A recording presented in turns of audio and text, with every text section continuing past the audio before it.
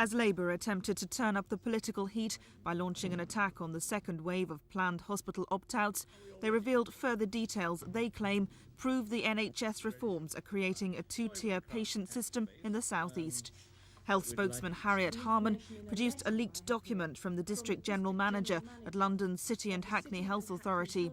She says it proves GPs are getting priority treatment for some patients at the expense of others.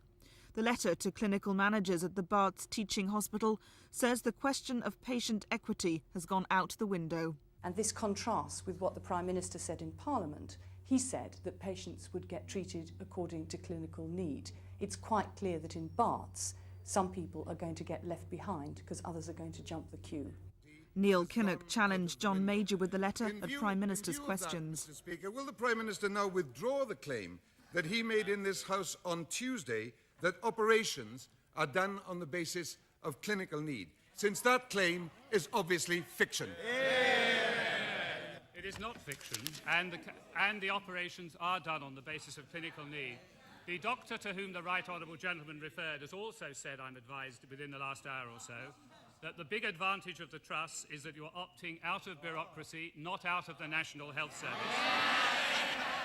City and Hackney's District General Manager also tried to diffuse the row. So I don't actually think that their patients are actually going to leapfrog.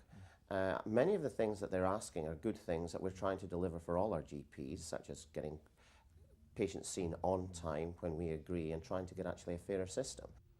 And John Major hit back further, trading quotes from a letter which appeared in The Independent. Its writer, a Labour supporter and chief executive of the West Lambeth Health Authority, claims Labour has lost sight of some of the principal issues facing the NHS.